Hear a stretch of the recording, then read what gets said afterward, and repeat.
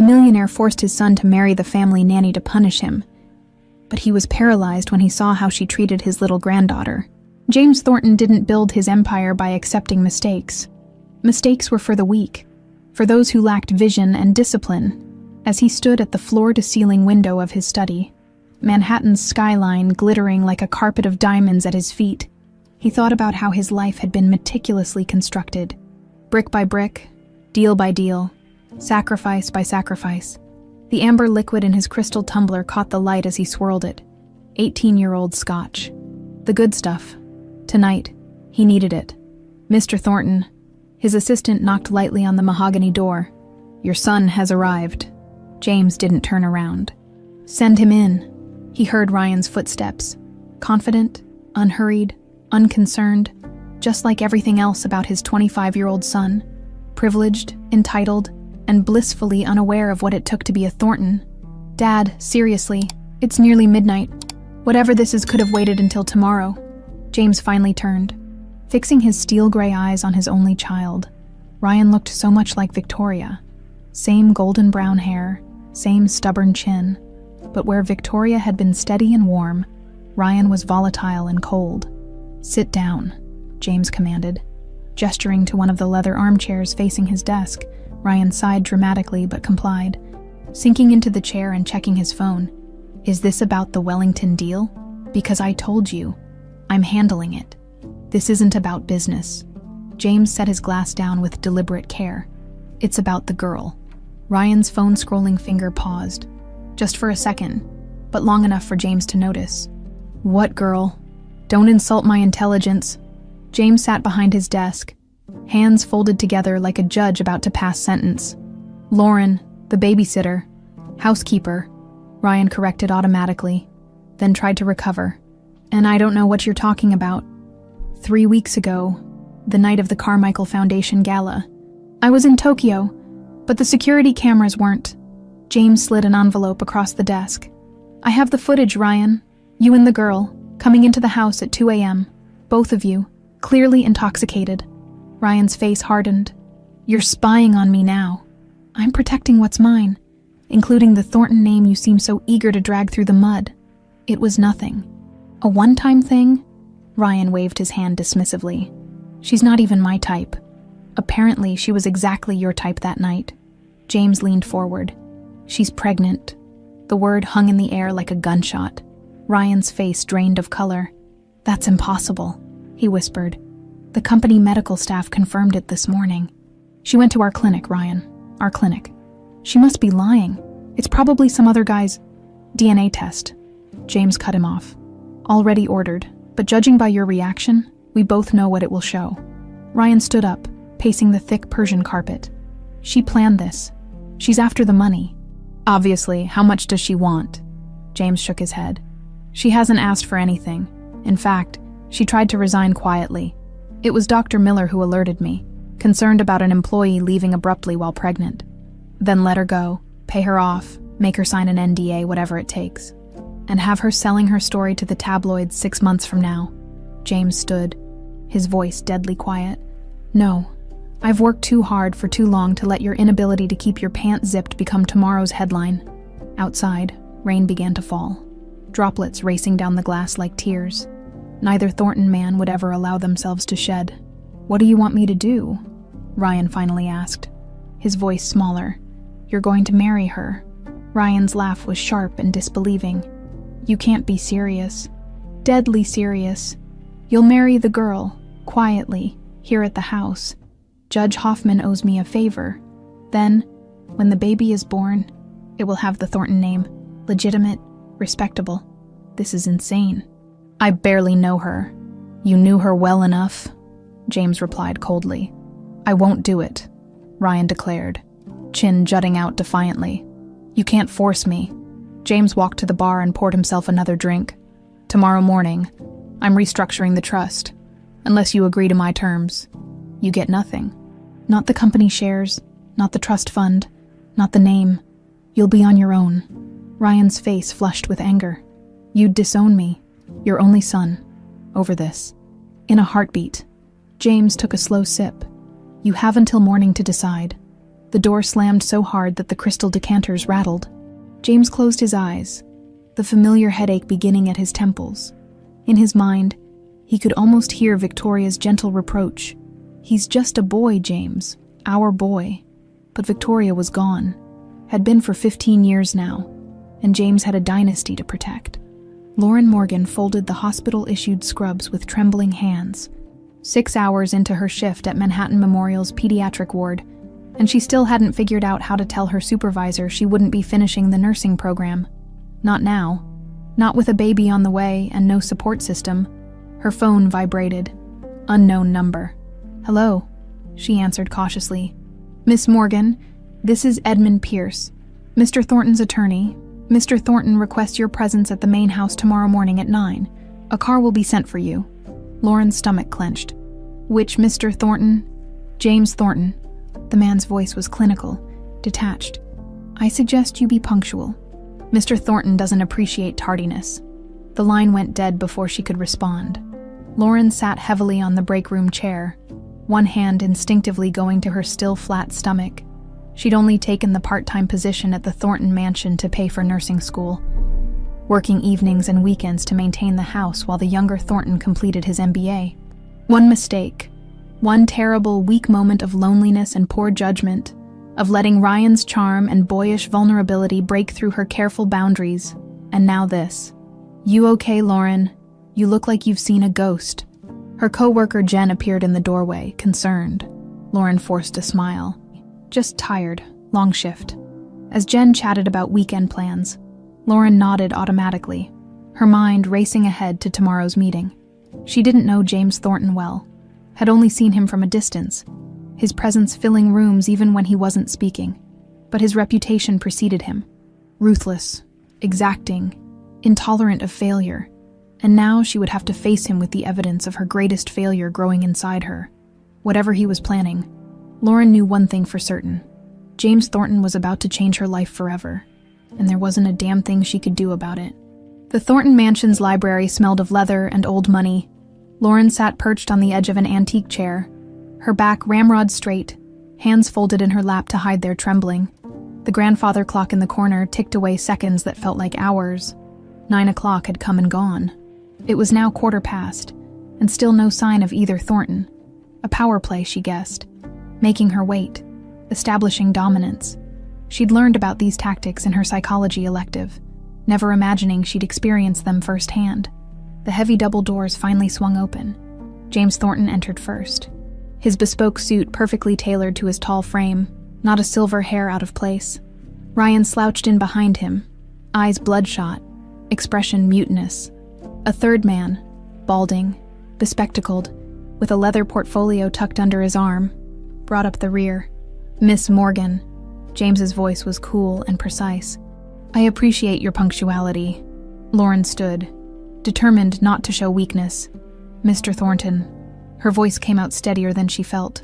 "I believe you know why you're here." She lifted her chin slightly. "I assume it's about my resignation letter."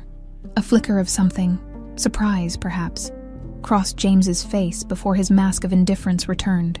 "No, it's about the child you're carrying, my grandchild." Lauren's eyes darted to Ryan, who was studying the carpet as if it held the secrets of the universe. "I see," she said simply. What else was there to say? "Please, sit." James gestured to the chair she'd vacated. It wasn't a request. The third man stepped forward. "Edmund Pierce, Miss Morgan. I represent the Thornton family's legal interests." James settled behind the massive mahogany desk. "I'll be direct. The situation is unfortunate, but not unsalvageable. I've formulated a solution that will protect all parties involved, particularly the child." Lauren braced herself. Here it came. The payoff. The non-disclosure agreement. The demand that she disappear. "You and Ryan will be married, immediately." The words hung in the air like smoke. Lauren blinked, certain she had misheard. "I'm sorry." "What?" "The ceremony will take place here this afternoon. Judge Hoffman will perform it. Mr. Pierce has prepared the necessary documentation." Ryan finally looked up. "This is insane." His voice was rough, as though he'd been arguing or drinking all night. "Tell him, Lauren. Tell him we hardly know each other." Lauren felt as though she were watching the scene from a great distance. "Mr. Thornton," she began carefully, "I appreciate your concern, but forcing two people to marry is hardly—" "Let me be clear," James interrupted. "This isn't a negotiation. The child will be born a Thornton, with all the protections and privileges that entails." "And if I refuse?" Lauren asked. Though she already knew the answer, James's smile didn't reach his eyes. "I would strongly advise against that. My resources are extensive. Child services might receive anonymous concerns about an unemployed single mother with no family support. Your nursing program might discover irregularities in your application." "These things happen." Lauren felt ice in her veins. "Are you threatening me?" "I'm outlining consequences. I protect what's mine, Miss Morgan. That now includes my grandchild." James turned to Ryan. "You've made your decision." Ryan's jaw clenched. "You've made it for me." "Excellent." James nodded to Pierce, who slid documents across the desk. "The prenuptial agreement is standard. You'll receive a modest monthly allowance in the event of divorce, which would be unfortunate for all involved. Custody of the child remains with the Thornton family." Lauren's hands shook as she scanned the pages of legal jargon. "I need time to think, to get my own lawyer." "There is no time." James checked his watch. "Judge Hoffman arrives at 1. The staff has been given the afternoon off. We'll keep this dignified and private." Lauren's mind raced. She had no family to turn to, no savings to speak of, and a baby growing inside her. A baby who deserved better than poverty and struggle. "What about my education?" she asked. "My career. Arrangements can be made after the child is born. For now, your priority will be ensuring a healthy pregnancy." Lauren stood suddenly, needing air. "May I have a moment, please?" James studied her, then nodded. "The garden is through those doors 5 minutes, Miss Morgan." Outside, the October air was crisp, the garden immaculately maintained. Not a fallen leaf in sight. Lauren wrapped her arms around herself, breathing deeply. "He's a monster." She turned to find Ryan leaning against the doorframe, hands shoved in his pockets. "Your father? Who else?" Ryan laughed bitterly. "He's forcing this marriage to control me. You're just collateral damage." Lauren bristled. "And you're just a spoiled rich boy who couldn't be bothered to use protection." Ryan had the grace to look ashamed. "I never meant for this to happen." "Neither did I." She turned away, blinking back unexpected tears. "I had plans, dreams, none of which included being a Thornton trophy wife. Look, we can get through this. Play along for now, after the baby's born. We'll figure something out." Lauren faced him, really looking at him for the first time that day, behind the hangover and petulance. She saw fear, the same fear she felt. "Do we have a choice?" she asked softly. Ryan's smile was grim. "With my father, never." When they returned to the library, James was on the phone, speaking in terse commands. He hung up as they entered. "Your decision?" he asked, though his tone suggested he already knew the answer. Lauren straightened her shoulders. "I'll sign the agreement, for the baby's sake." "Wise choice." James nodded to Pierce, who stepped forward with a pen as Lauren signed her name on the dotted line. She felt something inside her harden. She might be trapped, but she wouldn't be broken. 4 hours later, in the same library, with only Pierce and the family housekeeper as witnesses, Lauren Morgan became Lauren Thornton. The ceremony took less than 10 minutes. No music, no flowers, no promises of love or devotion. Just cold legalities sealed with gold bands that felt like shackles. Judge Hoffman, a florid-faced man who reeked of cigars, seemed oblivious to the tension. "Congratulations to the happy couple," he boomed, shaking hands with Ryan, who managed a grimace in response. James presented the judge with an envelope that surely contained more than a standard fee. "We appreciate your discretion, Howard." Of course, the judge winked. "Never even happened, far as I'm concerned." After he left, an uncomfortable silence filled the library. Lauren stood awkwardly in her simple blue dress, the nicest thing she owned, hastily retrieved from her apartment by James's driver. "Well," James finally said, "welcome to the family, Mrs. Thornton. Edwards will show you to your quarters." As if on cue, a solemn-faced butler appeared at the door. Ryan looked up sharply. "She's staying here." "Of course." Where else would your wife and child belong? James's tone made it clear the discussion was over. I'll see you both at dinner, 7 sharp. As James strode from the room, Lauren caught Ryan's eye. For a brief moment, something like solidarity passed between them. 2 pawns in James Thornton's ruthless game. The butler cleared his throat. If you'll follow me, Mrs. Thornton. Mrs. Thornton. The name felt foreign, a costume she'd been forced to wear. But as Lauren followed the butler up the grand staircase, hand unconsciously moving to her stomach, she made a silent promise to the life growing inside her. Whatever it takes, I will protect you, even if it means becoming a Thornton. 4 months into her pregnancy, Lauren still couldn't shake the feeling that she was living in someone else's life. The East Wing bedroom she'd been assigned was larger than her entire apartment, with a sitting area and an ensuite bathroom boasting a tub she could practically swim in. The closet had been filled with maternity clothes in her size. Expensive, tasteful pieces she'd never have chosen for herself. Golden beams of morning sunlight filtered through the heavy drapes as Lauren stared at her reflection. Her body was changing daily, the small bump now unmistakable beneath her silk nightgown. She placed her hand over it, still amazed by the life growing inside her. "Good morning," she whispered to her unborn child. These quiet moments had become her sanctuary, a private ritual before facing another day in the Thornton household. A soft knock interrupted her thoughts. Mrs. Thornton. It was Mrs. Winters, the housekeeper. "Your prenatal vitamins and breakfast are ready, and Mr. Thornton, the elder Mr. Thornton, has requested your presence in his study at 10. Lauren suppressed a sigh. "Thank you, Mrs. Winters. I'll be right down." In the 4 months since the hasty wedding, James had summoned her to weekly check-ins that felt more like interrogations. How was she feeling? Was she following Dr. Reynolds' recommendations? Had she been taking her walks as prescribed, always delivered with clinical detachment, as if she were an investment being monitored for optimal returns? Ryan, meanwhile, had practically vanished. After a honeymoon period of tense, silent dinners, he'd thrown himself into work, frequently traveling or staying at his downtown apartment. When their paths did cross, it was with awkward politeness. Strangers bound by paperwork and biology. Lauren dressed carefully in a navy dress that accommodated her growing belly without emphasizing it, then headed downstairs. The grand staircase still intimidated her, its marble steps gleaming like they'd never known a scuff mark. "You look well this morning." Lauren nearly stumbled. James stood at the bottom of the stairs, watching her descent with hawkish eyes. "Thank you," she replied, one hand instinctively going to the banister for support.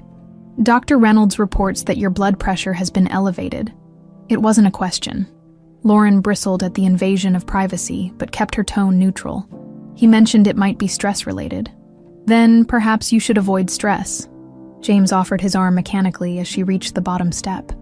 Lauren hesitated before taking it, the gesture as intimate as it was unexpected. "I'll do my best." In the dining room, breakfast awaited. Fresh fruit, whole grain toast, poached eggs. James had insisted on a nutritionist-approved menu for her, another level of control she quietly resented even as she recognized its benefits for the baby.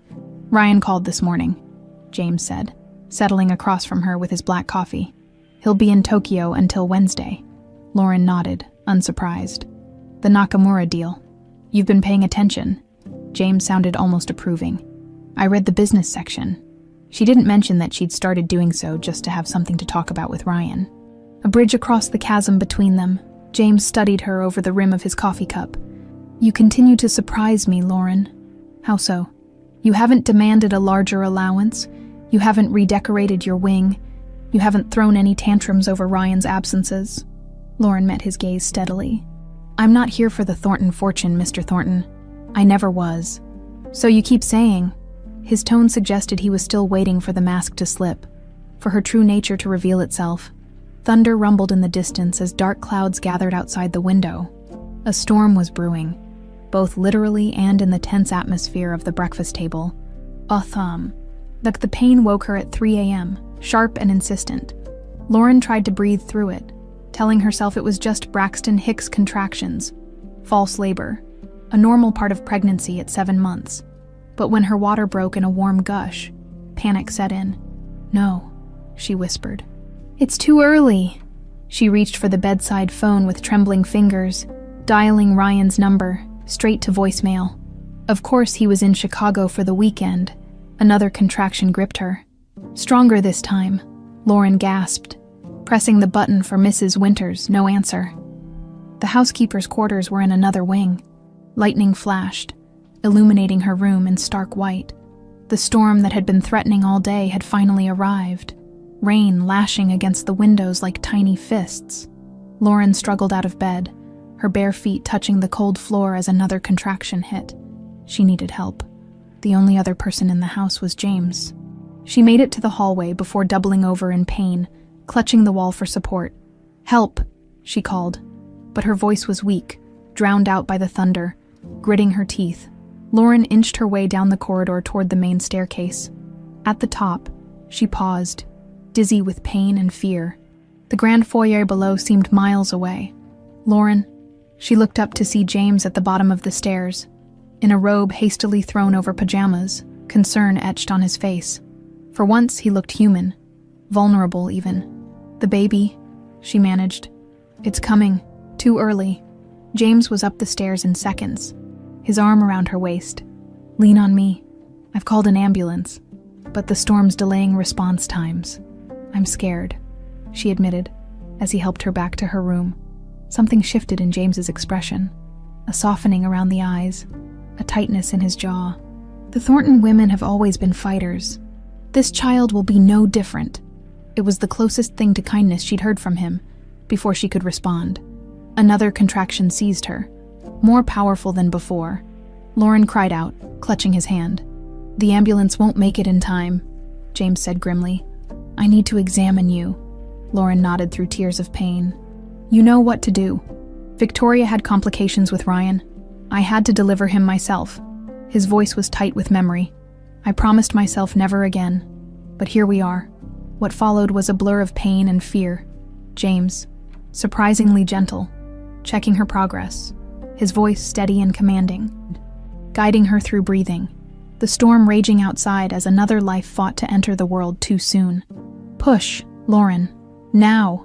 With a primal scream, Lauren bore down, pouring every ounce of strength into bringing her child into the world. There was a moment of searing pain, then blessed relief as the tiny body slipped free. But the relief was short-lived. The room fell silent.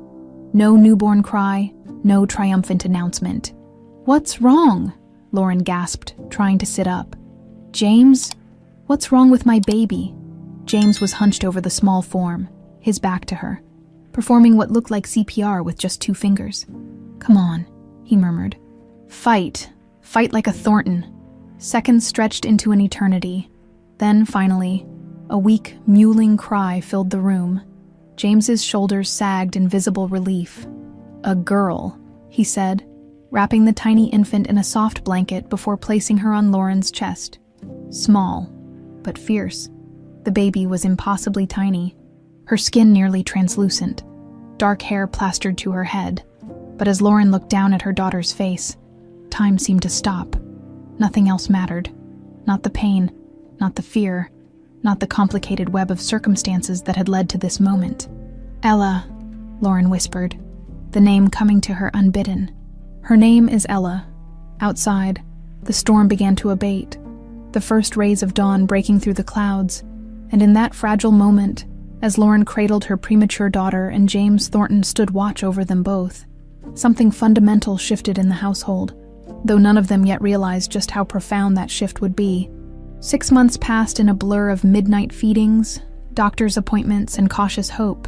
Baby Ella had spent her first 8 weeks in the NICU, her tiny body connected to machines that beeped and hummed constantly. Lauren had practically lived at the hospital, sleeping in an uncomfortable chair beside the incubator, leaving only when the nurses insisted she get proper rest. To everyone's surprise, James had visited daily, arriving precisely at 10 a.m. with coffee for the nurses and quiet determination in his eyes. He never stayed long, just enough to ask detailed questions about Ella's progress. And occasionally, when he thought no one was watching, to place a finger in the incubator for the infant to grasp.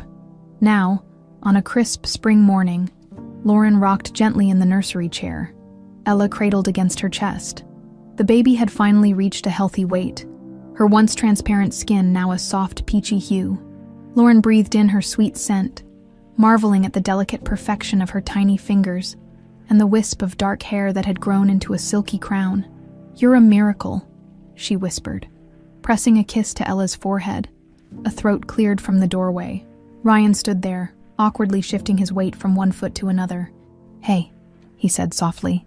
"Is she asleep?" Lauren nodded, gesturing for him to come in. These moments had become less rare in recent weeks. Ryan stopping by the nursery, sometimes just watching from the doorway, sometimes venturing in to touch Ella's cheek or hold her tiny hand. "She just finished her bottle." Lauren adjusted the baby slightly. "Do you want to hold her?" Something like fear flickered across Ryan's face, quickly replaced by determination. Yes, I do." Lauren stood carefully, transferring the sleeping infant to her father's arms. Ryan held his breath, as if afraid the slightest movement might shatter her. "Support her head," Lauren reminded him gently. "There you go." Ryan looked down at his daughter, his expression a mixture of awe and terror. "She's so small." "Not anymore." Lauren smiled. "Dr. Chen says she's right on track now. She's a fighter. Like her mother." The words seemed to surprise Ryan as much as Lauren. He met her eyes briefly, then looked away. "You've been incredible through all this. Most women would have cracked under the pressure." Lauren tucked a strand of hair behind her ear, unsure how to respond to the unexpected compliment. "I didn't have much choice." "There's always a choice." Ryan's voice was quiet. "You could have made this hell for all of us. Instead, you've been—" He trailed off, searching for the right word. "Practical," she offered. A ghost of a smile touched his lips. "I was going to say graceful." The moment stretched between them, fragile and new. Lauren was suddenly aware of how close they were standing, of the shared responsibility sleeping peacefully in Ryan's arms. The spell broke when Ella stirred, her tiny face scrunching up before relaxing back into sleep. "I should put her down," Ryan whispered, panic edging into his voice. Lauren nodded, showing him how to lower Ella into her crib. The nursery, once a spare bedroom, had been transformed into a peaceful haven of soft greens and gentle yellows. Not the garish pink princess theme she'd feared James might impose, but a thoughtful space designed for comfort and calm. As they stood side by side watching their daughter sleep, Ryan cleared his throat again. "Look, I know I haven't been present these past months. You've been busy." Lauren kept her tone neutral. Though the words tasted like ash, Ryan's absences had hurt more than she cared to admit. "That's a cop-out and we both know it." Ryan ran a hand through his hair, a gesture Lauren had come to recognize as a sign of genuine distress. "I was scared. Ella was so fragile, and you were so capable, and I didn't know where I fit." "You're her father, Ryan. That's where you fit." He nodded slowly. "I'd like to try harder, to be here more, if that's okay with you." Lauren felt something unfamiliar bloom in her chest. Not quite hope, but perhaps its cautious cousin. "I'd like that. Ella would like that too." They left the nursery together, the door ajar so the baby monitor could catch any sounds from the sleeping infant. In the hallway, Ryan hesitated. "I'm flying to Boston tomorrow, just overnight. But when I get back, maybe we could have dinner. Not with my father, just us." Lauren blinked in surprise. "Like a date." Ryan's laugh was soft and genuine. "I guess it would be pretty weird to date your own wife, but yeah, something like that. A start, maybe." After he left, Lauren found herself smiling. A real smile. The kind that had been rare in the Thornton household. She wasn't naive enough to believe one conversation could erase months of distance. But it felt like a shift, a crack in the wall they'd built between them. And that night, as a spring storm rattled the windows, Lauren woke to Ella's cries through the monitor. She slipped from bed, hurrying to the nursery before the baby's wails could wake the entire house. "Shh, sweetheart," she crooned, lifting Ella from the crib. "Mama's here." The baby's cries intensified, her little face red with effort. Lauren checked her diaper, offered a bottle, rocked and swayed, but nothing seemed to soothe her. "Colic," Lauren murmured, remembering the pediatrician's warning about evening fussiness. "It's okay, baby girl. It'll pass." Desperate for something, anything that might help, Lauren began to sing softly, An old lullaby her aunt had sung to her as a child. "Hush now, my darling. Be still now. Don't cry. The moon's in the sky, watching over you and I.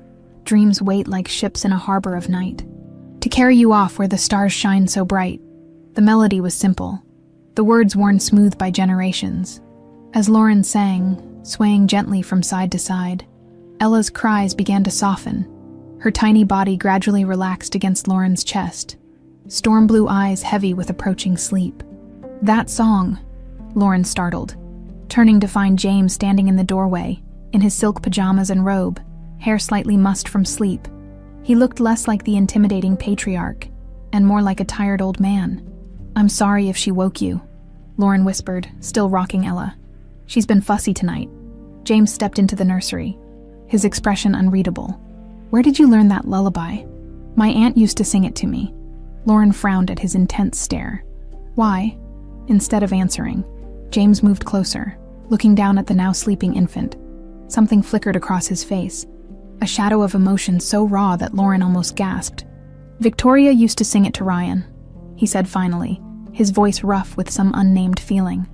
"Every night, the same song." Lauren didn't know how to respond. In the 6 months since Ella's birth, James had never once mentioned his late wife. "It's probably just a coincidence," she offered. "It's an old song." James nodded absently, his eyes still fixed on Ella. When he finally looked up at Lauren, his gaze had sharpened, as if seeing her for the first time. "You remind me of her sometimes," he said abruptly. "Victoria, not in looks, but in—" He gestured vaguely. "In what?" Lauren asked, genuinely curious. James seemed to catch himself, his usual mask of indifference sliding back into place. "It's late. You should put the baby down and get some rest." He turned to leave, then paused at the doorway. Ryan called. His flight from Boston was canceled due to the storm. "He'll be back tomorrow evening." Lauren nodded, surprised that Ryan had bothered to call his father with the update. Another small change, perhaps. As James's footsteps faded down the hallway, Lauren gently placed Ella back in her crib, tucking the soft blanket around her. The encounter had left her unsettled, like stepping onto what appeared to be solid ground, only to feel it shift beneath her feet. Victoria. The name hung in the air. A ghost? Lauren hadn't realized was haunting them all. The dream always began the same way. James would find himself in the garden at their summer house in the Hamptons, the one they'd sold after Victoria's death because the memories were too sharp, too present. Victoria stood among the roses she'd loved, sunlight catching in her chestnut hair, her back to him. "Victoria," he would call, and she would begin to turn, slowly, achingly slowly. But tonight, the dream changed. As the figure turned, it wasn't Victoria's face he saw, but Lauren's, holding baby Ella in her arms. The shock of it jolted James awake, heart hammering against his ribs. 3 a.m. The digital clock's red numbers glowed accusingly in the darkness. James ran a hand over his face, feeling the dampness of sweat on his brow. He hadn't dreamed of Victoria in years. Why now? The lullaby. It had to be the lullaby. Sleep now impossible. James pulled on his robe and made his way downstairs to his study. The house was silent save for the occasional creak of old wood settling. In the 15 years since Victoria's death, he'd grown accustomed to the hollow quiet of nights alone. The study door closed with a soft click behind him. James didn't bother with the overhead light, preferring the intimate pool of golden illumination from his desk lamp. He moved to the bookshelf behind his desk, running his fingers along leather-bound volumes until he reached the far end. There, hidden behind a row of first edition Dickens, was a small brass key. The key turned easily in the bottom drawer of his desk, which slid open with a whisper of polished wood. Inside lay a rosewood box he hadn't opened in years. His hand hovered over it, suddenly uncertain. "Don't be a coward," he muttered to himself, and lifted the lid. Victoria stared up at him from their wedding photo, young and radiant in white lace, her smile holding all the certainty his had lacked. James had been terrified that day, not of marriage, but of failing to be the husband she deserved. Victoria, ever perceptive, had squeezed his hand during their vows, a silent reassurance. "We'll figure it out together." Except they hadn't had the chance. Cancer had stolen her when Ryan was just 10. A swift and merciless thief that left James with a business empire and a son he didn't understand. Beneath the wedding photo lay Victoria's journal, its soft leather cover worn at the corners from her touch. James had never read it, had considered it a final violation of her privacy. But tonight, the lullaby still echoing in his mind, he found himself opening to a random page. April 15th, 1999. Ryan asked about Meredith today. Out of nowhere, over breakfast. Dad says I don't have an aunt, but I found a picture in your drawer. I nearly dropped my coffee. How do you explain to a 9-year-old that his aunt was disowned for falling in love with the wrong person? That his grandparents were so cruel they refused to even acknowledge her child? I told him the truth. That I had a sister I loved very much, but she lives far away. James would be furious if he knew. He thinks my family history is best forgotten. Maybe he's right. Some wounds never heal, especially those inflicted by the people who should love you most. I sent another check to Marion for little Lauren's education fund. She's such a bright child, according to Marion's letters. 10 years old and already reading at a high school level. I wish I could meet her, my sister's daughter, but I promised James no contact with that part of my life. The scandal nearly derailed his first major acquisition. The Thornton name must be above reproach, he always says, as if a name could be more important than flesh and blood. James stared at the page, blood rushing in his ears. Meredith, Victoria's sister, the one her parents had cut off after she'd gotten pregnant by a married professor at 19, the sister they'd never discussed. Because Victoria had agreed it was better for Ryan to grow up unburdened by old family dramas, but she'd been in contact all along, sending money, keeping tabs on her niece, Lauren. It couldn't be the same Lauren. It was impossible. A coincidence. Nothing more. With shaking hands, James flipped through the journal. Scanning entries. July 8th, 2001. Marion called today. Meredith and David were killed in the accident. I can't believe she's gone. My little sister. I should have fought harder to stay in her life. Family reputation be damned. Now little Lauren is alone, with only Marion to care for her. I wanted to fly out immediately. But James is in the middle of the merger, and I can't explain. I've arranged for the trust fund to be transferred to Marion for Lauren's care. It's not enough. It will never be enough. James closed the journal, bile rising in his throat. He remembered that week. Victoria had been distant. Emotional, he'd attributed it to her illness, the early symptoms they hadn't yet recognized. He'd been so absorbed in the Wellington merger that he'd barely noticed her red-rimmed eyes, her late-night phone calls. With growing dread, he dug deeper into the box, past photographs and mementos, until he found a manila envelope tucked at the bottom. Inside were bank statements, showing regular transfers to a Marion Kelly in Boston, and a single photograph, a young girl, perhaps 12, with serious eyes and a determined set to her chin, holding a science fair ribbon. On the back, in Victoria's elegant script, Lauren, 8th grade, first place again. First. Jesus Christ, James whispered. The same Lauren, his daughter-in-law, Victoria's niece. The implications crashed over him like a wave. Had Victoria arranged it somehow? From beyond the grave? Had Lauren known who the Thorntons were when she took the job? Was this all some elaborate scheme for revenge? No. The Lauren he'd come to know over the past year wasn't calculating or manipulative. She was straightforward, principled, qualities he'd privately admitted, if only to himself, that he admired. If she had known, she would have said something when he forced the marriage. She would have used it as leverage, which meant she didn't know. Somehow, by some twist of fate or cosmic joke, Victoria's niece had ended up in their household, carrying the next generation of Thorntons, and he had treated her abominably. James looked again at the photo of the young girl with the science ribbon, now that he knew to look.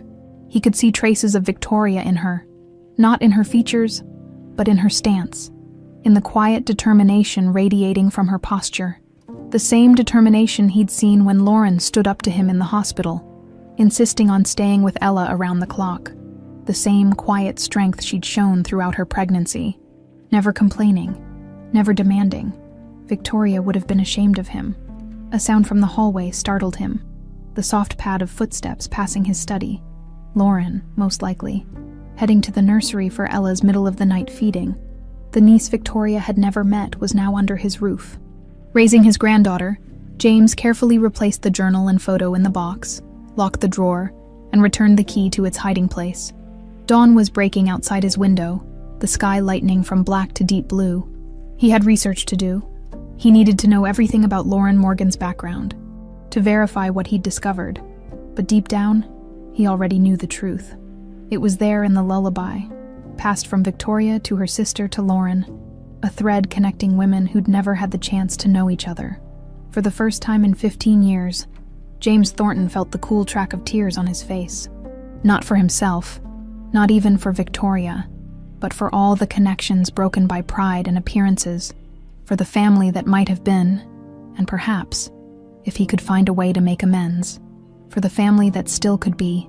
"I need everything you can find on Lauren Morgan." Malcolm Reed raised an eyebrow at his longtime client. In 20 years as James Thornton's private investigator, he'd rarely seen the man so agitated. "Don't you think that investigation might be a bit late? She's already married to your son and given birth to your granddaughter." James paced the perimeter of Reed's cluttered office. The investigator operated out of an unassuming building in Brooklyn, far from the glass towers of Manhattan where the Thorntons conducted their business. "I'm not looking for dirt, Malcolm. I need confirmation of something I recently discovered." Reed leaned back in his creaking chair. "Care to share what that might be?" "No." James stopped at the window, staring out at the rain-slicked street below. "Just find everything you can about her childhood, specifically her connection to a woman named Marion Kelly in Boston, and anything about her mother, Meredith." Reed scribbled notes on a legal pad. Timeline.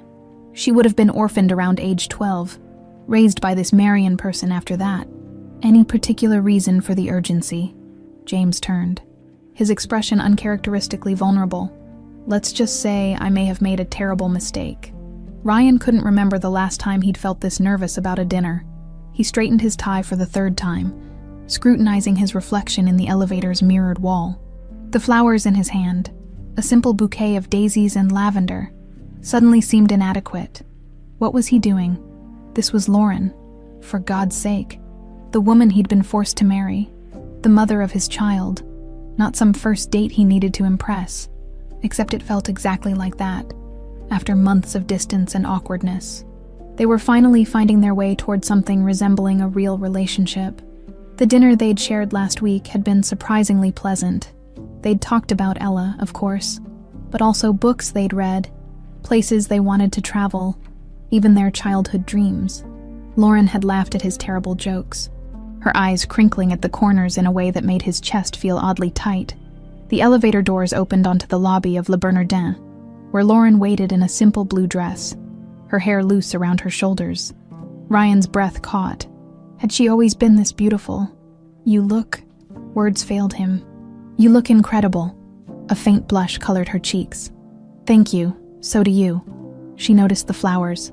"Are those for me?" Ryan handed them over, suddenly self-conscious.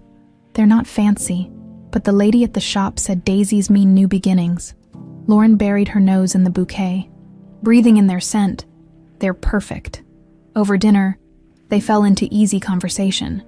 Lauren told him about Ella's newest accomplishment, rolling over on her own, and Ryan shared a funny story about a client meeting gone awry. It felt normal, nice. "I've been thinking," Ryan said as they lingered over dessert, "about moving back to the main house full-time." Lauren set down her fork. "Really, I miss Ella and..." He hesitated, then plunged ahead. "I miss you." The confession hung between them, honest and exposed. Lauren reached across the table, her fingers lightly touching his. "I'd like that," she said softly. As they waited for the car outside, a light drizzle began to fall. Ryan impulsively pulled Lauren under an awning, his hands at her waist. "I know we did this all backward," he said, searching her face, "but I'd like to try doing it right." He leaned in slowly, giving her time to pull away. She didn't. Instead, she closed the distance between them, her lips meeting his in a kiss that felt nothing like their hasty courthouse peck. This was real, warm and sweet and full of possibility. Well, what a touching scene. They broke apart to find Margot Wellington, daughter of James's biggest competitor and Ryan's ex-girlfriend, watching them with malicious amusement. "Margot," Ryan acknowledged stiffly. "This is Lauren, my wife." "Oh, I know all about your wife." Margot's smile was razor-sharp. "The little babysitter who trapped the Thornton heir?" Very clever. Lauren's back stiffened. It's nice to meet you, Margot. Ryan's mentioned you. Has he? Margot's gaze flicked dismissively over Lauren. I'm surprised he has time to talk between diaper changes, though I hear Daddy Thornton runs that household with an iron fist. So perhaps you're not even allowed to make decisions about the baby. Ryan stepped forward. That's enough, Margot. Is it? Because the way I heard it, this was a shotgun wedding if ever there was one. She looked at Lauren with mock sympathy. Don't feel too special, honey. Ryan proposed to me once too, right before he cheated with my roommate. We're leaving, Ryan said firmly, guiding Lauren toward their waiting car. Goodbye, Margot. In the back seat. Silence stretched between them. The easy intimacy of dinner had evaporated, replaced by the weight of unspoken history. Is it true? Lauren finally asked. About the cheating. Ryan sighed, running a hand through his hair. Yes, it was years ago. In college. I was young and stupid, and I hurt her badly. It's not an excuse, but it's the truth. Lauren nodded, processing this new information. Thank you for being honest. I want to be honest with you, Lauren, about everything. He took her hand. I can't change who I was before, but I can decide who I want to be now, and I want to be someone worthy of you and Ella. The tension eased from her shoulders. That's all any of us can do, right? Try to be better tomorrow than we were yesterday. As their car pulled up to the Thornton mansion, Ryan leaned over for one more kiss. Brief but full of promise. Good night, Lauren. She smiled, a real smile that reached her eyes. Good night, Ryan. In his study, James Thornton stared at the financial records spread across his desk. Monthly transfers from Victoria's personal account to Mary and Kelly spanning more than a decade. Continuing even after Victoria's death through a trust James had never scrutinized. The last transfer had been made just 1 month before Lauren had applied for the housekeeper position at the Thornton residence. It couldn't be coincidence. But if Lauren had orchestrated her placement in their home, why, revenge, money, or something else entirely? A soft knock interrupted his thoughts. Edmund Pierce entered, carrying a thick file. The information you requested about the Morgan girl, Pierce said, setting the file on the desk. Birth certificate, school records, everything we could find. James opened the file. Scanning the documents within, Lauren Morgan, born in Boston to Meredith Morgan and David Harlow. Mother and father killed in a car accident when Lauren was 12. Legal guardianship transferred to her mother's aunt, Marion Kelly. Scholarships to private school. Nursing program at NYU. Everything verified the story in Victoria's journal. There's one more thing, Pierce said, sliding a sealed envelope across the desk. A letter from Victoria. She left instructions that it was to be delivered to Lauren Morgan on her 25th birthday. The trust executor has been trying to locate the girl for months. It seems she moved without leaving a forwarding address when she took the position here. James stared at the envelope. His wife's elegant handwriting addressing a niece she'd never met.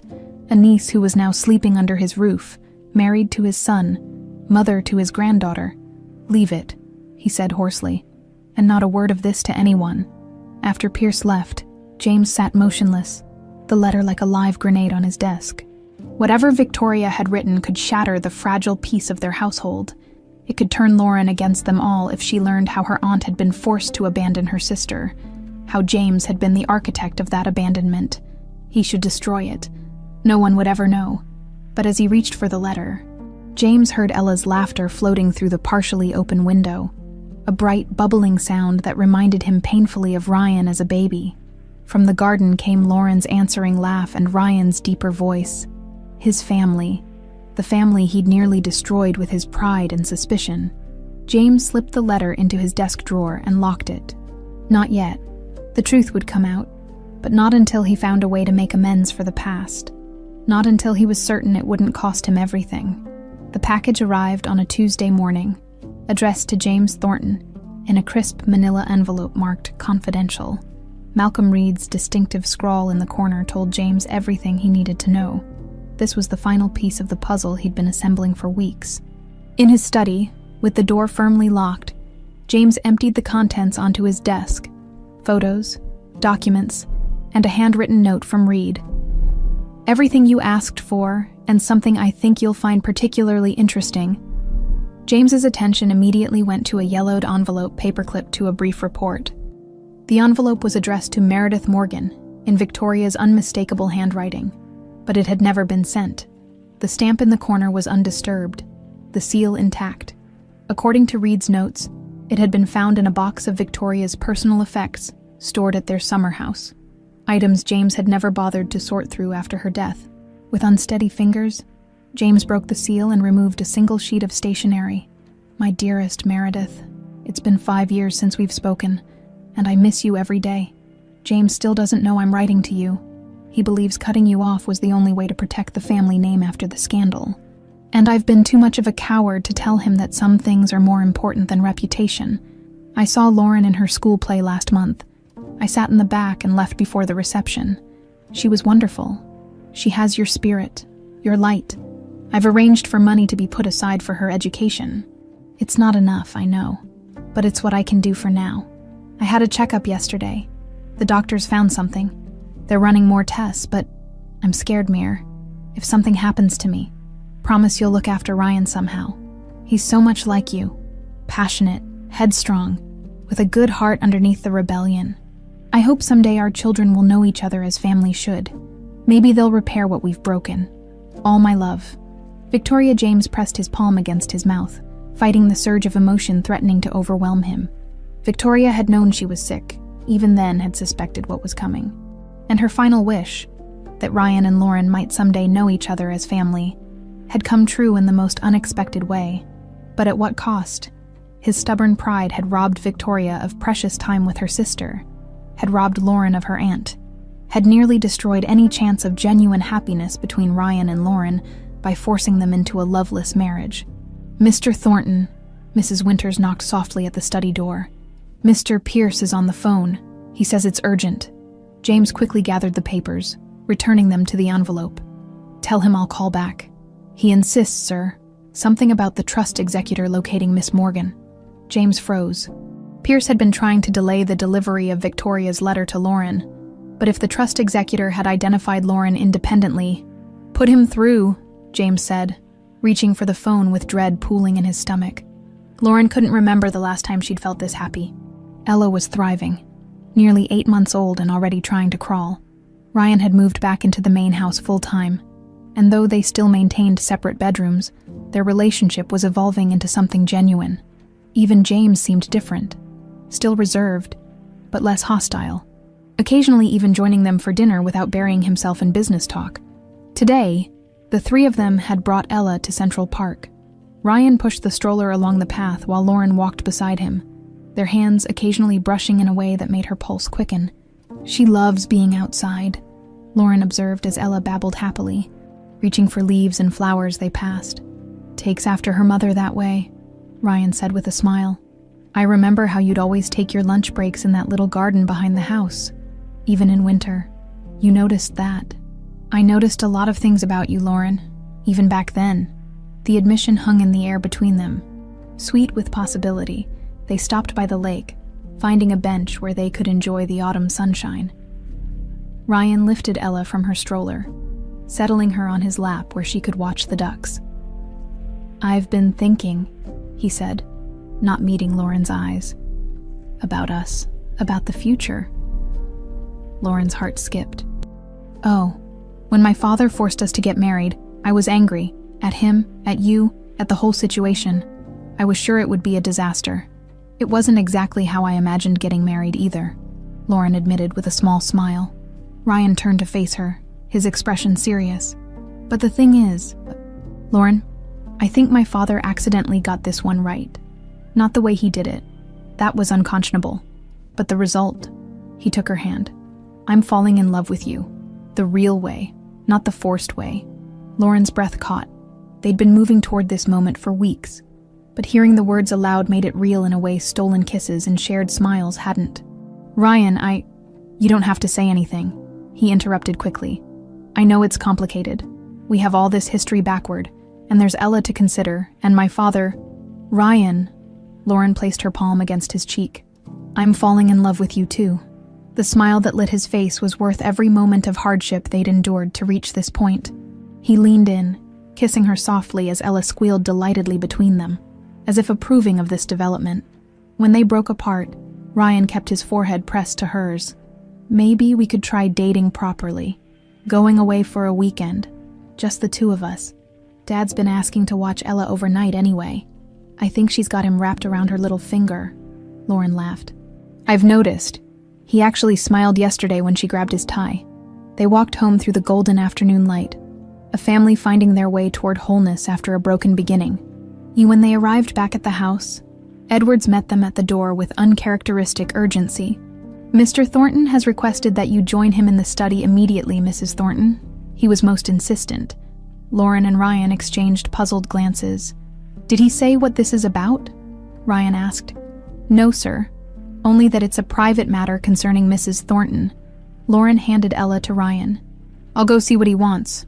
Probably another discussion about her education fund or something. But as she approached the study, an unfamiliar sense of foreboding settled over her. James had been different lately. Less cold, more thoughtful. But something in Edward's tone suggested this wasn't about Ella's future. She knocked lightly on the study door. Come in, Lauren. James's voice sounded strained. Inside, she found him standing by the window, tension evident in every line of his body. On the desk lay a letter and what appeared to be a legal document. Is everything all right? She asked, hesitating just inside the doorway. James turned, and the look on his face stopped her cold. It was a complex mixture of regret, fear, and something that looked almost like pleading. Please sit down, he said. There's something I need to tell you, something I should have told you months ago. Lauren sank into the chair opposite his desk, her mind racing through possibilities. Was he ill? Was the business failing? Was he going to nullify the marriage now that Ryan had moved back in? Lauren, James began, then stopped, seeming to struggle for words, a first in her experience with the always articulate patriarch. What do you know about your mother's family? The question was so unexpected that Lauren could only blink in confusion. My mother's family, not much. My Aunt Marion, well, my great-aunt technically, said they disowned my mother when she got pregnant with me. I never met any of them. James nodded slowly, as if confirming something to himself. Your mother's name was Meredith Morgan. Yes, Lauren frowned. Why are we talking about this? James picked up the letter from his desk, turning it over in his hands as if it might burn him. Because Meredith Morgan was Victoria Thornton's younger sister, my wife's sister. He looked up, meeting her eyes directly. Which makes you Victoria's niece, Ryan's cousin, and Ella. No, Lauren stood abruptly, blood rushing in her ears. That's not possible. It's just a coincidence. Morgan is a common name. It's no coincidence, Lauren. Victoria kept in touch with Meredith secretly. She monitored your progress from a distance. She even left you a letter to be delivered on your 25th birthday. But you'd already changed addresses when you moved here. Lauren felt as though the floor were tilting beneath her feet. You're lying. Why would you make up something like this? I wish I were lying. James pushed the letter toward her. But here's the proof. A letter Victoria wrote to your mother but never sent. And here, he indicated the legal document, is the trust Victoria established for you, which has been accumulating interest for 15 years. With trembling hands, Lauren picked up the letter, recognizing nothing of the handwriting, but feeling the weight of truth in every word. As she read, tears blurred her vision. Tears for the aunt she'd never known, for the mother she barely remembered, for the connection that had been denied them all when she looked up. James had moved to stand by the fireplace, his back to her. Did you know? She asked, her voice hardly more than a whisper. When you forced Ryan and me to marry, did you know we were cousins? No. James turned, his face haggard with guilt. I only discovered it after Ella was born, when you sang that lullaby, Victoria's lullaby. I've been investigating since then, trying to be certain before I said anything. Lauren's mind whirled with implications. Does Ryan know? Not yet. I wanted to speak with you first. The magnitude of what this meant. For her, for Ryan, for Ella, for all of them. Crashed over Lauren in waves all this time. She'd been connected to the Thorntons by blood, as well as marriage. All this time, Victoria had been watching over her from afar, and James had known for months but kept silent. Why tell me now? She asked, anger beginning to cut through the shock. Because the trust executor located you independently. The letter Victoria left for you was about to be delivered, and James faltered. I wanted you to hear it from me first, to try to explain. Explain what? How you separated my mother from her sister, how you forced me to marry my own cousin, how you've lied to everyone for months. Lauren stood, the letter clutched in her hand. I need to talk to Ryan. He deserves to know the truth. As she reached the door, James called after her, his voice uncharacteristically vulnerable. Lauren, please. I know I have no right to ask anything of you, but try to understand. I thought I was protecting my family. Lauren paused, not turning around. That's the problem, Mr. Thornton. You never understood who your family really was. Ryan found Lauren in the nursery, standing over Ella's crib with tears streaming down her face. The peaceful afternoon in the park seemed a lifetime ago. Lauren, he approached cautiously. Edward said my father wanted to speak with you. What happened? She couldn't look at him. How could she explain that the man she was falling in love with, the father of her child, was her cousin, that their entire relationship was built on a lie? We need to talk, she managed, wiping her tears with the back of her hand. Not here, not with Ella. Ryan's face tightened with concern. You're scaring me. Mrs. Winters can watch the baby, Lauren said, already moving toward the door. Please, Ryan, this can't wait. In their bedroom. Ryan's bedroom, where Lauren had only recently begun to feel comfortable spending time. She paced the carpet while he sat on the edge of the bed, watching her with growing alarm. Whatever it is, we can fix it, he said. Is it my father? Did he threaten you somehow? Lauren laughed, a hollow sound devoid of humor. In a manner of speaking. She stopped pacing, facing him directly. Ryan, did you know your mother had a sister? The question clearly caught him off guard. What? No. Mom was an only child. That's what your father wanted you to believe. Lauren handed him Victoria's unsent letter. But it wasn't true. Ryan read quickly, his brow furrowing deeper with each line. This can't be real, he whispered. Mom would have told me if she had a sister. Your father made her choose. The Thornton name or her sister. Lauren's voice shook with barely contained rage. And now, 15 years later, guess who turns out to be that sister's daughter? The color drained from Ryan's face as understanding dawned. You? But that would make us cousins, first cousins. Lauren hugged herself tightly, as if she might physically fall apart otherwise. And Ella is... Stop. Ryan stood abruptly, the letter crumpled in his fist. This is insane. It has to be some kind of mistake, or worse, one of my father's manipulations. I wish it were. Lauren sank into a chair, suddenly exhausted. But it's true.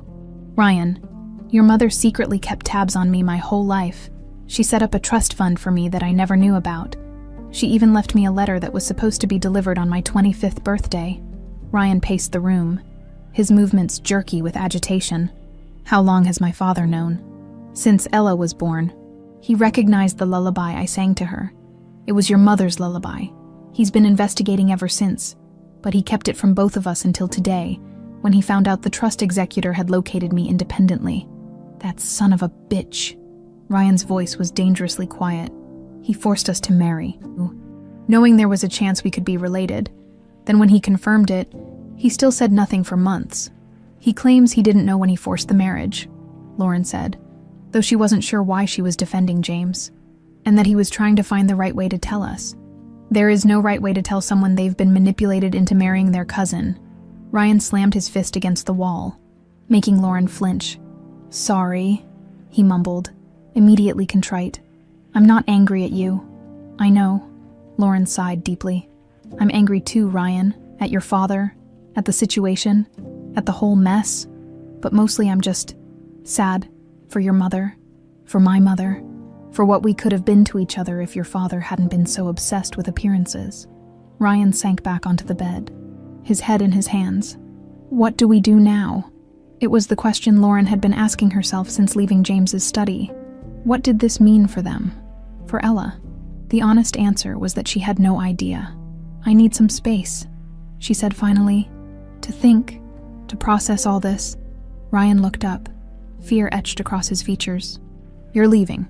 Just for a few days. I'll take Ella to my old apartment. I've kept it as a sublease. I think we both need time to figure out what this means. "Lauren, please." Ryan crossed to her, taking her hands in his. "We can figure this out together, don't go." The desperation in his voice nearly broke her resolve. Just hours ago, they'd been confessing their feelings, planning a future. Now that future seemed impossible, tainted by secrets and lies. "I have to, Ryan, for Ella's sake, for my own sanity. I can't be here right now. With him." She didn't need to specify who him was. Ryan's shoulders slumped in defeat. "Will you at least let me know you're both safe? Call me." Lauren nodded, fighting fresh tears. "I promise this isn't goodbye, Ryan. It's just, I need to breathe." James heard the front door slam from his study, followed by Ryan's heavy footsteps in the hall. He steeled himself for the confrontation he knew was coming. The study door burst open, Ryan standing in the threshold with fury radiating from every pore. "You knew," he spat. "All this time you knew. Not when I arranged the marriage," James said, maintaining his composure with effort. "I only suspected after Ella was born. I needed to be certain before..." "Before what?" Ryan stormed into the room, towering over his father's desk. "Before telling us that you forced cousins to marry, that you separated Mom from her only sister out of some twisted concern for the precious Thornton name. It was a different time, Ryan. The scandal would have..." "Don't." Ryan's voice was ice. "Don't you dare try to justify what you did to Mom, to Lauren's mother, to all of us." James sighed, suddenly looking every one of his 65 years. "You're right. There's no justification, only explanation, and even that is inadequate." "Lauren's leaving," Ryan said, his voice breaking slightly. "Taking Ella, because of you." The words hit James like a physical blow. "Where is she going?" "Her old apartment, not that you deserve to know." Ryan paced the study, seemingly unable to contain his emotions. "How could you do this? To your own granddaughter, to me?" "I was trying to protect you," James said weakly. "To find a way to make things right without destroying what you and Lauren were building together." Ryan laughed bitterly. "Well, congratulations. You've destroyed it anyway." "Ryan," James stood, reaching for his son. "Don't touch me." Ryan backed away. "I don't even know who you are anymore. The man who raised me wouldn't have kept Mom from her sister, wouldn't have forced his son into a sham marriage, wouldn't have lied about something this important for months." The accusation hung in the air between them, heavy with truth. James felt a sharp pain in his chest, an echo of the chronic discomfort he'd been ignoring for weeks. "You're right," he admitted, pressing a hand to his sternum. "I've become someone I never wanted to be, someone Victoria would be ashamed of." "Mom loved you," Ryan said, his voice softer now, tinged with sadness. "Despite everything, she loved you. She deserved better." The pain intensified, radiating down James's left arm. He reached for the edge of his desk, suddenly lightheaded. "Ryan," he gasped. "I don't feel..." The room tilted sideways as James crumpled to the floor, darkness edging his vision. The last thing he heard was Ryan shouting for help, and his final coherent thought was that perhaps this was justice, to fall just as the web of lies he'd spent decades spinning finally collapsed around him. The hospital waiting room was starkly impersonal, all beige walls and uncomfortable chairs. Ryan sat with his head in his hands, waiting for news about his father. The doctors had been working on James for over an hour. A massive heart attack, they'd said, possibly exacerbated by chronic stress. "Ryan," he looked up to find Lauren standing there, Ella in her arms, a small overnight bag at her feet. "You came," he said, his voice rough with emotion. "Of course I came." She sat beside him, Ella reaching for her father with a happy gurgle, oblivious to the tension surrounding her. "He's still your father, Ella's grandfather." Ryan took his daughter, inhaling her sweet baby scent as if it might somehow ground him in this surreal nightmare. "The doctors say it's serious. They're doing everything they can, but..." He couldn't finish the sentence. Lauren placed a hand on his arm. "I'm still angry," she said quietly. "At him, at the situation. But I don't want him to die, Ryan. Not like this." Ryan nodded, throat tight with unshed tears. "I said terrible things to him, Lauren, right before it happened. You had every right to be angry. Maybe, but if those end up being the last words I ever say to him..." Lauren leaned her head against his shoulder. a gesture of solidarity despite everything that had happened. "He's strong," she said softly. "Stubborn, like his son." They sat in silence as the minutes ticked by. A family fractured but not broken, waiting to learn whether the man who had both united and divided them would survive to face the consequences of his actions. James Thornton opened his eyes to a sterile white ceiling and the steady beep of a heart monitor. For a moment, he couldn't remember where he was or how he'd gotten there. Then the pain in his chest brought it all rushing back. The confrontation with Ryan, the crushing weight on his sternum, the darkness. "You're awake," Ryan's voice came from somewhere to his right. "The doctors weren't sure when you'd come around." James turned his head slowly, wincing at the movement. Ryan sat in a vinyl hospital chair, looking exhausted, his clothes rumpled as if he'd been there for days. "How long?" James's voice was a dry rasp. 3 days. Ryan leaned forward, elbows on his knees. "Triple bypass surgery. You were lucky, Dad. Another 20 minutes without treatment, and we wouldn't be having this conversation." James closed his eyes briefly, absorbing the information. "Lauren, Ella. They're here, in the waiting room." Ryan's tone was carefully neutral. "Lauren's been bringing Ella every day, said it was important for her to see her grandfather, even if you were unconscious." The simple kindness in the gesture made James's throat tighten. After everything he'd done, everything he'd hidden, Lauren still chose compassion. "I don't deserve that," he said quietly. "No, you don't." Ryan's bluntness was oddly comforting. His son had never been one to sugarcoat the truth. But that's who Lauren is. It's who Mom was, too. The mention of Victoria sent a fresh wave of pain through James, unrelated to his surgical wounds. "Your mother would be ashamed of what I've done." "Probably." Ryan shifted in his chair. "The thing is, Dad, I've been sitting here for 3 days, thinking about Mom, about you, about all of it, and I realized something. I never really knew either of you. Not completely." James frowned. "What do you mean?" "Mom had this whole secret life. Letters to her sister, a niece she watched over from a distance, a sadness she never shared with me. And you," Ryan shook his head. "I always thought you were cold, calculating, driven by business and reputation above all else. But seeing you with Ella these past months, I'm not so sure that's the whole story." "It's not an excuse," James said. "But you're right. It wasn't always like this. After your mother died, He paused, searching for words he'd never allowed himself to speak aloud. "I was drowning, Ryan. The only thing that made sense was work, control, building something that would outlast the pain." Ryan was silent for a long moment. "You should have told us the truth when you found out. About Lauren, about Victoria's sister." "I know." James closed his eyes against the harsh hospital light. "I convinced myself I was protecting you both.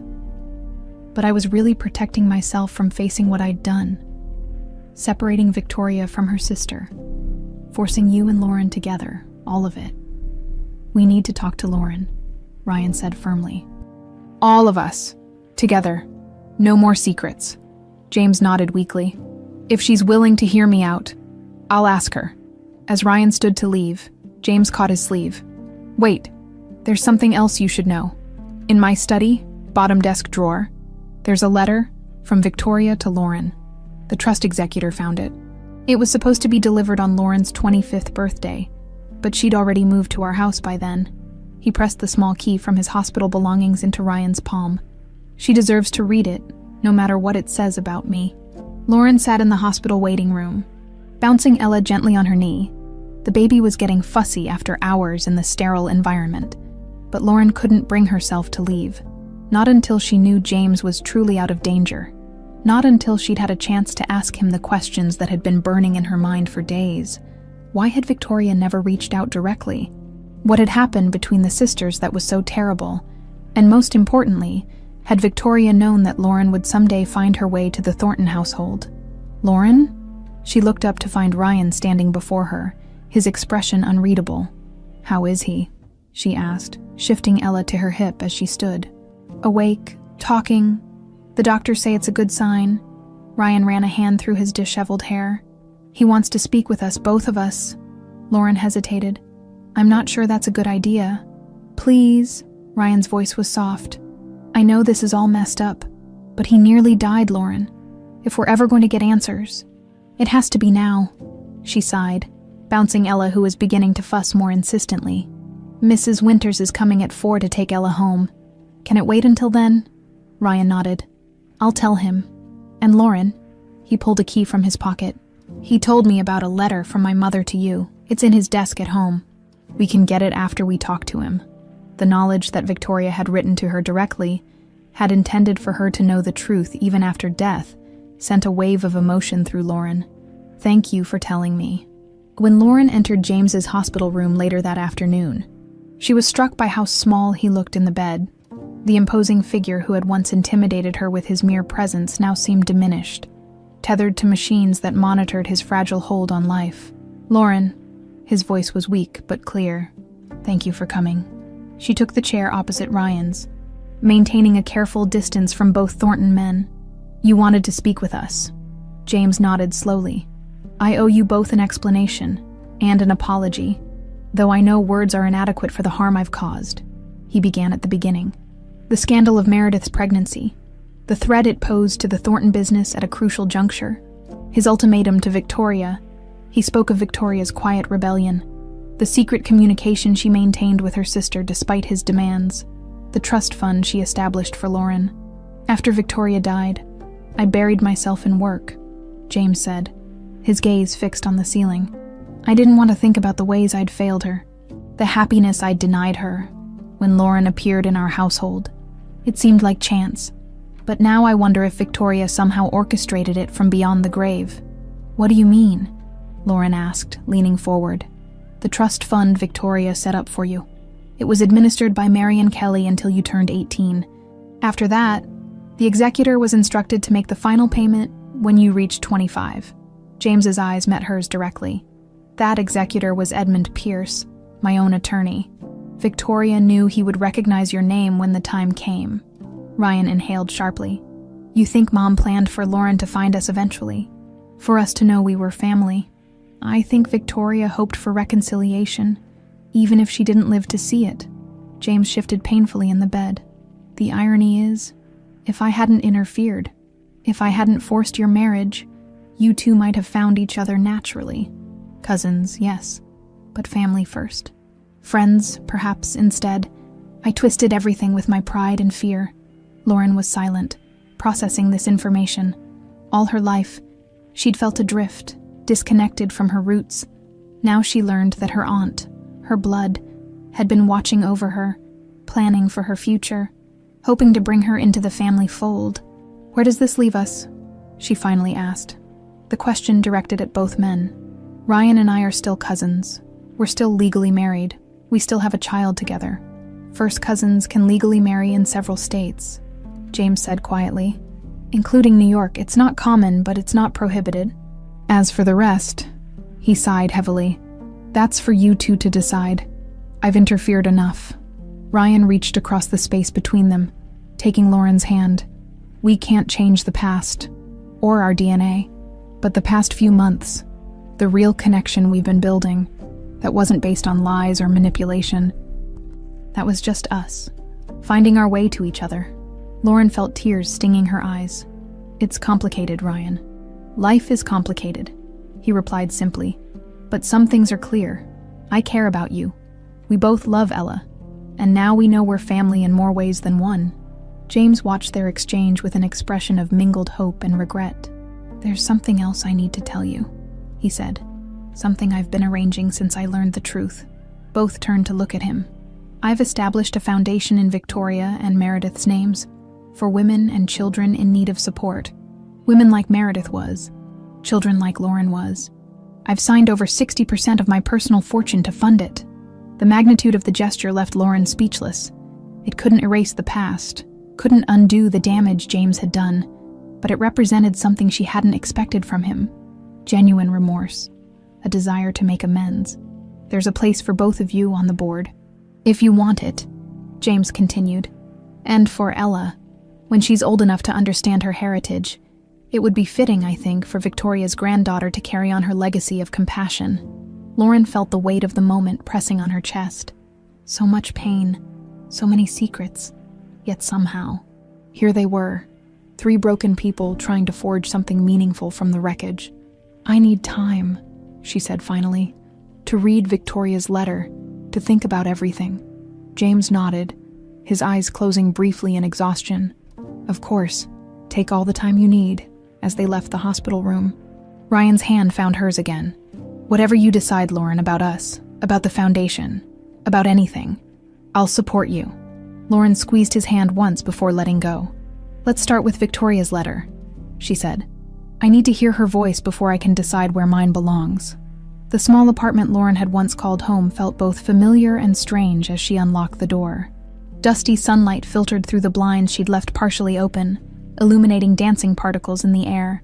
The space was exactly as she'd left it months ago. The worn sofa with its colorful throw pillows, the small bookshelf crammed with nursing textbooks, the framed photograph of her Aunt Marion on the side table. Yet Lauren herself was irrevocably changed. Ryan followed her inside, carrying the ornate wooden box they'd retrieved from James's study. It contained Victoria's letter along with photographs and documents James had compiled during his investigation. Pieces of a family history Lauren had never known existed. "It feels strange being here," Ryan said, setting the box on the coffee table. "Thinking that all this time, our mothers were sisters." Lauren ran her fingers along the spines of her books. "I always wondered why I didn't have extended family. Aunt Marion told me there was a falling out, but she never explained." "Classic Thornton approach," Ryan said with a bitter smile. "Bury the uncomfortable truth and pretend it doesn't exist."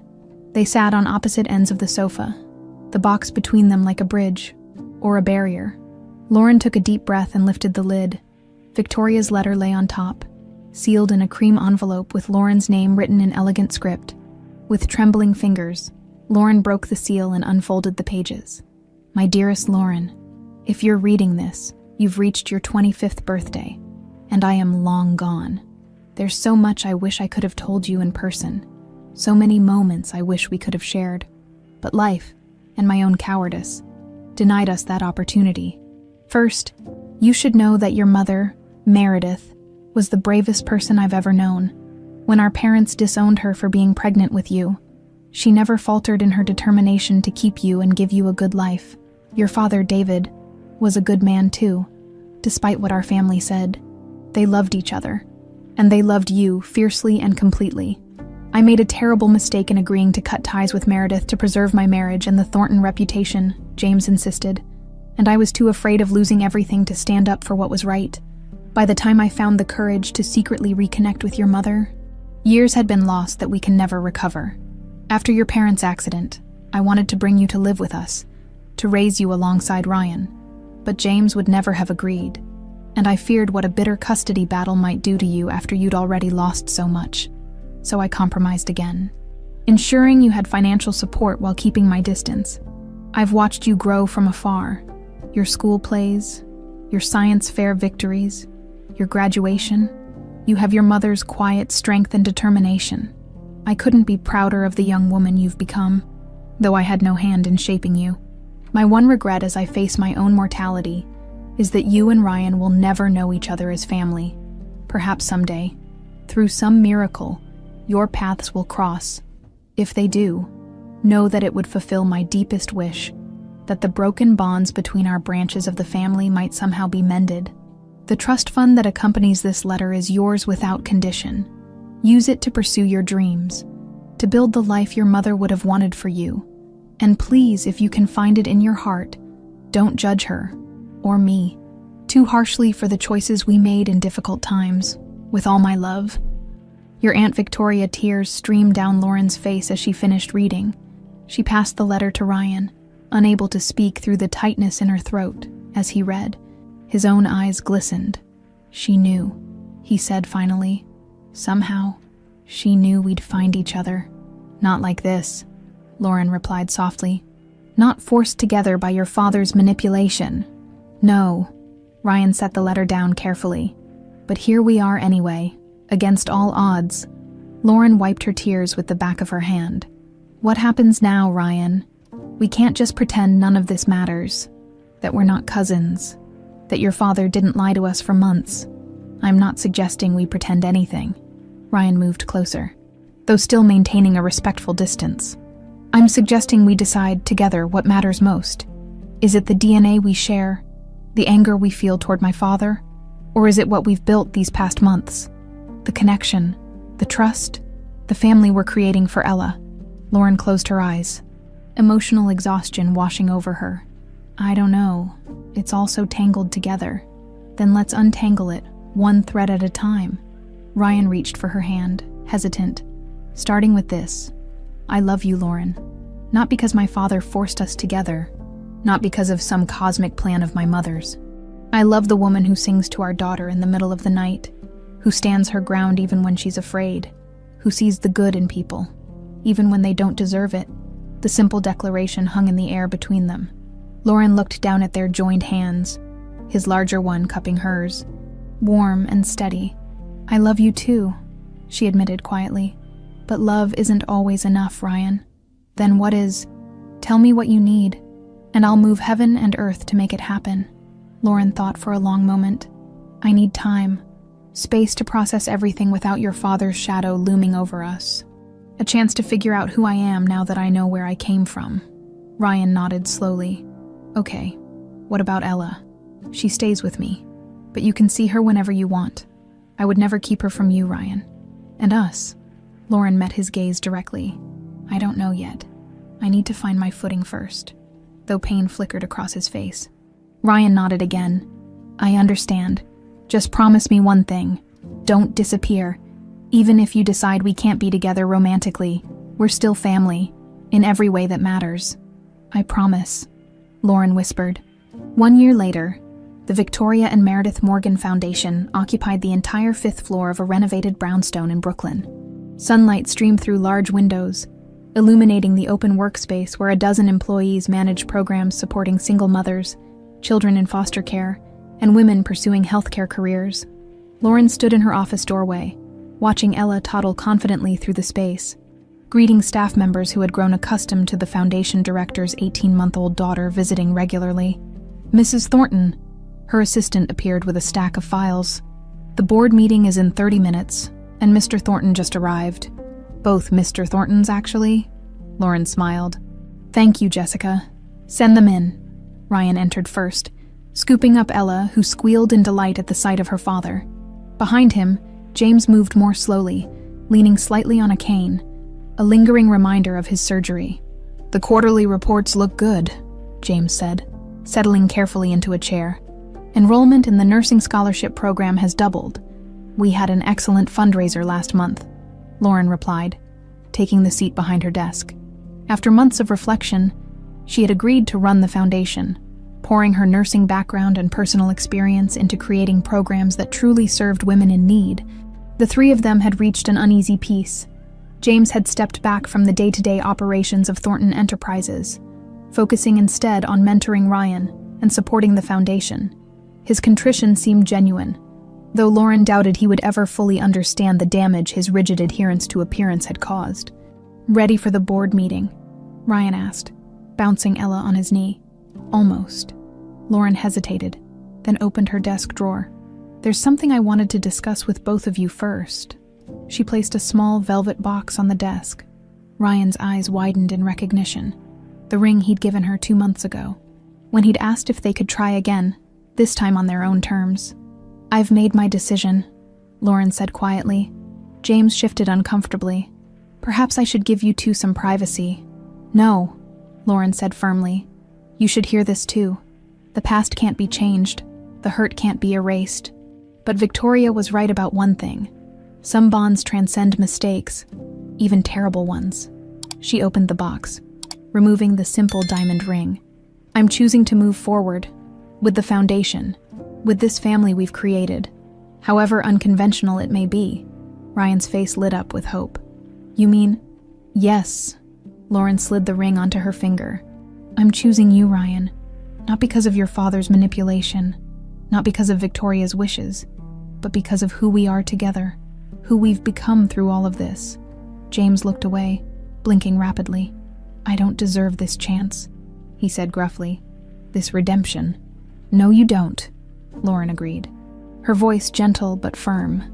But Ella deserves a family that's whole, and I've learned that holding on to anger only poisoned me, "Not you?" Ryan crossed to her side of the desk, Ella still in his arms. As Lauren stood to meet him, the baby reached for her, creating a circle of three, the future of the Thornton family, built not on pride or appearance, but on forgiveness and love. Outside the window, spring sunshine bathed Brooklyn in golden light. On Lauren's desk, framed photographs told the story of a family mended, Victoria and Meredith as young girls, arm in arm, Lauren's parents on their wedding day, Ella's first birthday, surrounded by her parents and grandfather, and most recently, Mary and Kelly visiting from Boston, reunited with the family she'd been separated from for too long. It wasn't perfect. It wasn't the life any of them had planned, but in its broken, reconstructed way, it was beautiful, and it was theirs.